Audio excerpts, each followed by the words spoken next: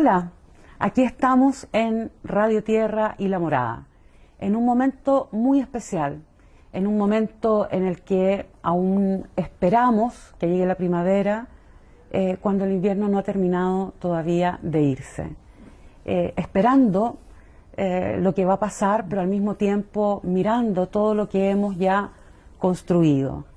Y con una gran invitada, una feminista latinoamericana, y digo latinoamericana porque de origen argentino, pero con una gran parte de su vida en Brasil, sí, recorriendo los territorios de nuestro continente, no solo con los pasos, sino que también con el pensamiento.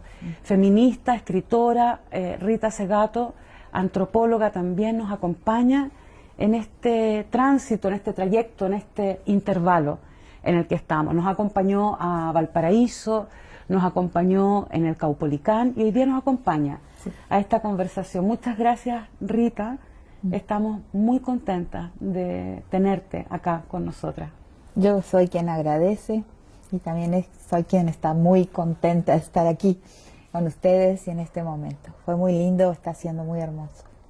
Yo quería preguntarte justamente a propósito de una conversación que tuvimos. Tú nos contabas que la primera vez que estuviste en Chile fue el año 71.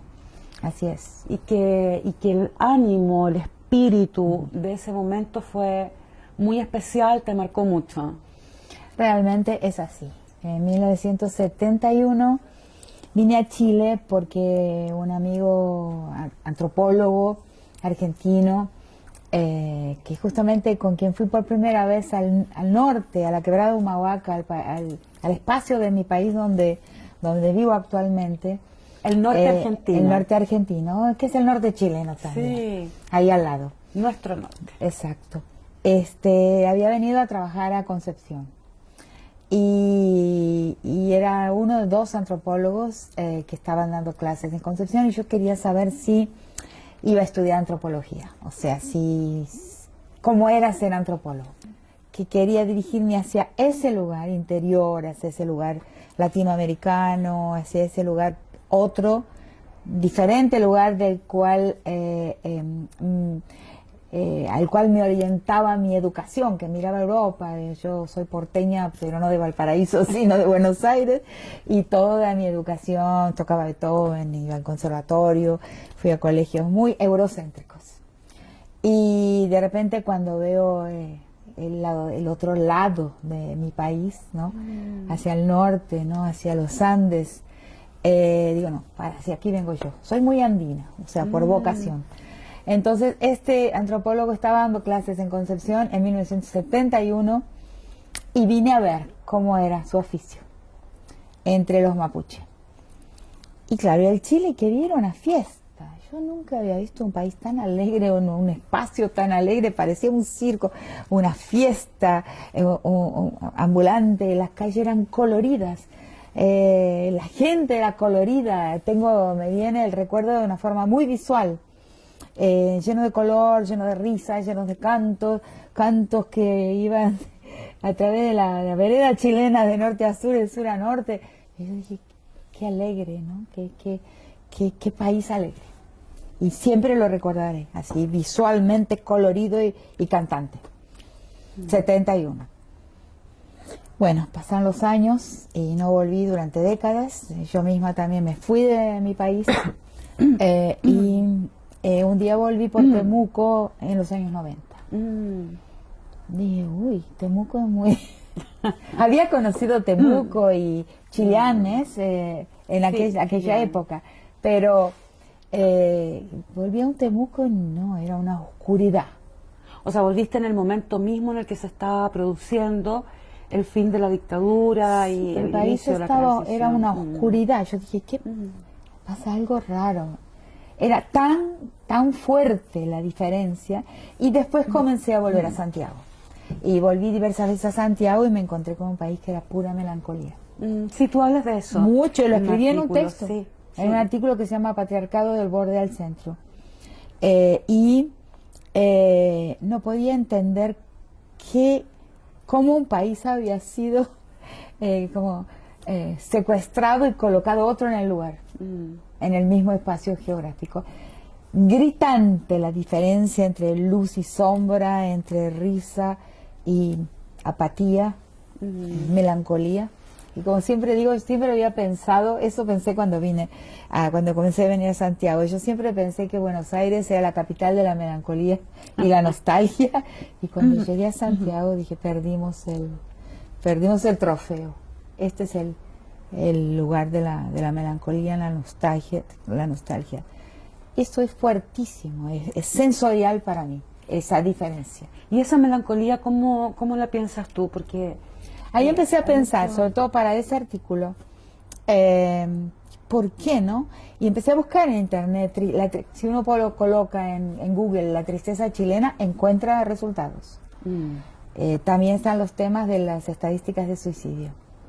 Pero la tristeza chilena está en Google y está en documentos. En algún momento creo haber encontrado un documento de un organismo internacional hablando del problema de la tristeza chilena, y yo empecé a pensar, también muy impactada por un país en el que viví, que son los Estados Unidos, en que viví en Houston, viví en Gainesville, viví en Madison, y tenía muchas veces la sensación en los Estados Unidos de que muy pronto iban a haber una especie de mangueras que cada persona tenía que comprar la suya para respirar. O sea, mangueras de respiración como mercancías comprables. Tenía esa impresión, sobre todo cuando viví en Houston y en Gainesville, no tanto en Madison. Y cuando vine a Chile, esa impresión de que todo tenía que ser comprado y que la compra era el lenguaje de la posibilidad de la existencia misma, de la respiración misma, aquí lo sentí de una forma más extrema, más fuerte. Entonces comencé a pensar por ahí, por algo que había concluido primero en Estados Unidos, que es el individualismo y el derecho del comprador, ¿no? La vida como mercancía. Y que acá entonces eso era todavía más extremo que en el norte, que en el país del norte. Y empecé a observar, a estudiar, a buscar material sobre eso. Y bueno, mi modelo de comprensión de la tristeza chilena fue simple. Yo dije, bueno, ¿cuáles son las instituciones, los espacios, las prácticas, las costumbres que producen vincularidad? Porque en mi pensamiento, en mi modelo de comprensión de la vida, digamos, existen dos proyectos históricos en curso. El proyecto histórico de los vínculos, que produce comunidad, y el proyecto histórico de las cosas, que cosifica al sujeto y lo vuelve absolutamente individualista, ¿no? Entonces, para mí el proyecto histórico de los vínculos es el que nos salva. Y cuando viene una catástrofe, solo los vínculos nos salvan. Eso es muy importante porque, bueno, justamente yo creo que esa época, el año 90, tu segunda visita, digamos, Sí. da cuenta del desmantelamiento de los vínculos. Sí, exacto. Del desmantelamiento de los espacios comunes, de los lugares de encuentro. Claro. Ahí viene, justamente después de decir todo eso, yo pensé, ¿y qué mantiene los vínculos? ¿Qué solidifica, qué cementa, qué consolida los vínculos entre las personas? Bueno, el lugar de trabajo, el lugar donde se vive, el lugar de estudio. Entonces, si una persona no tiene solidez en su arraigo, en el lugar de trabajo, en el lugar de vivienda, en el lugar de habitación, en el lugar de aprendizaje, de escuela, la persona está sin posibilidad de solidificar sus vínculos, de consolidar sus vínculos y hacerlos previsibles y mantenerlos a lo largo de la vida. Y eso produce una sensación de intemperie, de orfandad. Y eso es lo que vi en Chile. Me parece súper importante porque creo que efectivamente vivir la vida desde la intemperie, desde la orfandad, desde la sensación de que no hay nadie más ahí en el momento en que alguien lo necesita. Exacto. De que los lugares de habitar, como dices tú, la vivienda, el trabajo, la universidad, son mercancías. Son mercancías y por lo tanto se fragilizan también. Sí. Hacen de la vida una vida muy, muy precaria o muy a la Claro, intemperie. están efectivamente. precarizados los vínculos que son lo que nos salvan en los momentos de catástrofe y en los momentos de necesidad. Me parecía que eso no estaba. Y cito inclusive bibliografía para hablar, ¿no?, de la ausencia. Yo ahora que he venido esta vez, veo más luz. Hay en la calle, o sea, siento que hay una vitalidad y una alegría, la percibo. No sé si será también una ilusión mía, pero creo que no. Creo que estoy sintiendo que hay un cambio. Ocurrió que desde una reivindicación tremendamente atomizada por una mejor educación, gratuita y de calidad, por una vivienda digna, por el derecho a la... Es decir, por una serie... pensiones. Por las pensiones, pero de una serie de reivindicaciones particulares y muy individuales, en algún momento se da un paso muy significativo. Se une todo. Se une todo. Se entrama todo. Y exactamente. Y ahora aparece un sueño colectivo, que es el sueño de un nuevo país, de una nueva constitución, en el que, a mí me parece, ha habido un lugar muy importante de las mujeres. Total. Esto completamente. ¿Qué has visto tú en estos días de las mujeres y particularmente y del estallido, del movimiento feminista y del estallido? Cuando vine para marzo, para el 8 de marzo y para la asunción del mando de Boric, eso es otra cosa muy impactante. Yo siempre me he quedado en un hotel que queda en la región de Baquedano, o sea, 2 cuadras de Baquedano. Plaza Dignidad, que le llamamos ahora. Le llaman así, sí, como Plaza Dignidad. Dignidad, dos lados, Sí. cerquita de la Plaza Dignidad. Inclusive vi, por una coincidencia increíble, hace algunos años, cuando los primeros pingüinos salieron de la estación de Baquedano, hicieron su primera marcha. Yo estaba en Chile y estaba en el 4º piso de la Facultad de Derecho con la jueza Cecilia Medina, sí. y sentimos un murmullo, un sonido raro, y las dos nos asomamos a la ventana y vimos en la estación Baquedano surgir un montón de banderas y de muchachos y muchachas y de un grupo enorme de gente, y nos pusimos a llorar sin conocernos. Nunca la había visto antes, estaba llegando para una reunión, primera reunión con ella, nos pusimos a llorar las dos de emoción. O sea que tengo esas imágenes de Chile, que es increíble que haya podido ver esos diferentes tiempos. Y ahora, cuando llego a la región de la Dignidad, porque pido hospedarme en ese hotel, y veo y digo, esto no fue nada parecido a las marchas argentinas, pero nada, porque no fue una marcha bien comportada, con las pancartas, con los no sé cómo se llama en español más, las pancartas en portugués. Sí, los carteles, los lienzos. Los diferentes sindicatos, los diferentes partidos, los diferentes movimientos. Las instituciones. Sí, organizadamente marchar. Esto fue una revolución. Eso fue realmente una rebelión, más que una revuelta. Fue una rebelión. Miraba el piso, estaban los adoquines levantados. Un milímetro de pared sin pintar, sin escribir, no había. Esto no es una marcha. Se movió el suelo. No fue una marcha. Fue una rebelión. Y por eso se consiguió lo que se consiguió. Entonces siempre me peleé con la gente en seminarios, a veces en conferencias, que se comenta Chile y alguien levanta la mano y dice, no, pero no hubo una conducción, eso no sirve, es espontáneo. Me daba una bronca, porque es por eso que patearon lo que había y empezaron una fase nueva. Solo por eso. O sea, porque fue la gente. Fue la gente. Fue la gente como movimiento, como espacio de encuentro, como voz de encuentro, y no, claro, las instituciones o los espacios clásicos de la política. Rita, y al ver esto, al ver a las mujeres, al ver a este movimiento que movió el piso, que está reconstruyendo de algún modo la arquitectura de la ciudad, ¿qué nos quieres regalar como cuando deseo? Cuando decimos la gente, estamos hablando de las mujeres, porque las mujeres tienen un papel de conducción de la vida, un impacto en el destino colectivo que se ha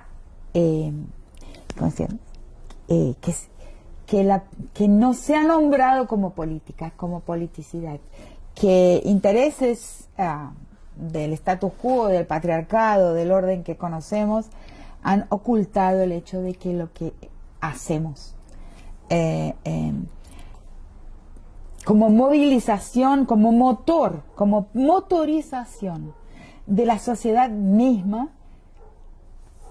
las mujeres tenemos un papel fundamental. Somos un motor del curso, de la orientación, del movimiento de la sociedad misma, o sea, de la gente, desde otro lugar, o sea, otra politicidad, que es algo que yo intento estudiar, formular, y pido siempre en las reuniones con mujeres que pensemos juntas. ¿Cómo es una politicidad de formato femenino? ¿Dónde está nuestra política? Y está en un lugar que se ha como que no nombrado como político. Una política no nombrada como Exacto, tal. una política no nombrada. Y que es muy difícil entonces darse cuenta de cuántos gestos de las mujeres en una sociedad en realidad son una política, son una gestión de la vida. Nosotras estamos a cargo de la gestión de la vida, por eso lo que dije hoy de alguna manera habla de eso, ¿no? Porque siempre se ha querido organizar ese escenario de la política como el escenario de político por excelencia, que está habitado por un cuerpo o por una corporalidad, porque a veces son mujeres también masculinas, ¿no? Una distancia, un formalismo, una formalidad burocrática, y cuando las mujeres entramos ahí también nos tenemos que transformar. Por eso siempre digo que cuando una mujer estudia Derecho, lo primero que tiene que aprender es a vestirse. Así ya se mueve. Sí. A vestirse de sujeto público. Y nosotras, en realidad, tenemos una historia en otro espacio en donde gestionamos la vida, la permitimos la continuidad de los pueblos enteros. Somos sujetas del arraigo, lo que van a permitir que de una generación a otra se traspase algo que es un pueblo. Y eso es gestión femenina, una historia de la gestión femenina que atraviesa las generaciones, lo recibimos de las generaciones anteriores, lo traspasamos a las generaciones, pero no se llama política, porque al nuclearizarse la familia con la modernización, que es parte del proceso de la colonización también, ese espacio nuclearizado se ve como privado, como íntimo. O sea, la politicidad de las mujeres, dices tú, tendría que ver con la gestión íntimo del arraigo. La gestión del arraigo es quizás muy influida por comprender la gestión de la vida en sociedades de estructura comunal, porque soy antropóloga. Y en esas sociedades de estructura comunal, ese espacio doméstico no está encerrado entre cuatro paredes, no es privado, no es íntimo. Eso de que el espacio doméstico es privado e íntimo es una cosa de la colonial modernidad, pero no es de la larga historia del espacio doméstico, que es un espacio de gestión plenamente público, plenamente transitado por una cantidad de gente, y donde se toman decisiones que tienen que ver con la continuidad de un pueblo y tiene un gran impacto en la vida colectiva. Inclusive los hombres que pasan a su parlamentación afuera, después se transforman en la vida de los hombres en los bares y en los cafés afuera, su bienestar o a veces la aprobación de sus proyectos colectivos para la sociedad depende en gran medida del apoyo de lo que está en el otro lugar. Sí, o sea, me parece muy interesante además plantear esta politicidad de las mujeres en relación al arraigo, cuando justamente lo que tú dices es que acá un país se desarmó, se desarraigó. Porque se desarraigó, o sea, porque se desarraigó Sí. la vida de los sujetos, digamos, Sí. porque el lugar de vida, el lugar de seguridad, el lugar de trabajo, de la vivienda, es decir, el lugar en, Sí. el que, en el que la vida transcurre quedó a la intemperie.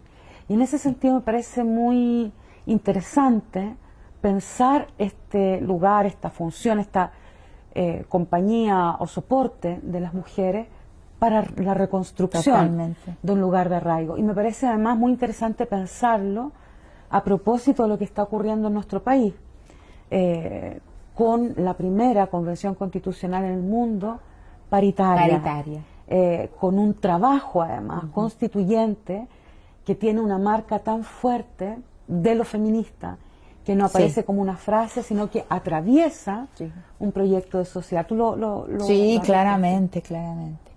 Está la mano de la mujer. Y le pregunté hoy a Elisa Loncón, las mujeres trabajaron más, ¿no?, en la constituyente, y me dijo sí. Se entregaron más tiempo, más horas, más esfuerzo, más energía al proyecto constituyente, al texto de la Constitución. Y se nota. Así que es más que paritaria la constituyente, y eso es lo que hoy quería decir, ¿no? Que para mí es muy importante, mirando desde afuera, porque claro, no soy chilena, no vivo aquí, pero yo creo que pase lo que pase el día 4, lo importante ya pasó. Es muy importante recordar eso. Porque si se aprueba la Constitución, si lo que viene en camino no se sigue andando y desarrollando, puede ser letra muerta también. Y si no se aprueba la Constitución, podemos pensar que nada ha sucedido. O sea, las dos soluciones son un peligro.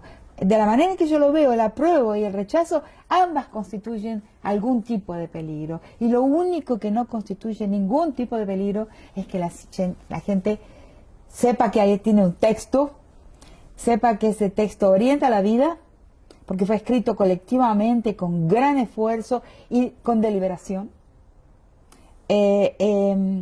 Y ahora que estoy pensando, una vez un abogado de derechos humanos me dijo una cosa que primero me asombró, que lo plebiscitario es peligroso, que hay cuestiones que no pueden ser plebiscitadas. Y no lo entendí en su momento y lo entiendo ahora. Entonces lo importante es el texto que está ahí. Y ese texto tiene, independientemente del resultado, tiene muchas utilizaciones posibles. Es como un catecismo. ¿Quién plebiscitó la Biblia o los evangelios? Nadie. Pero están ahí. Para mucha gente todavía es una guía, ¿no?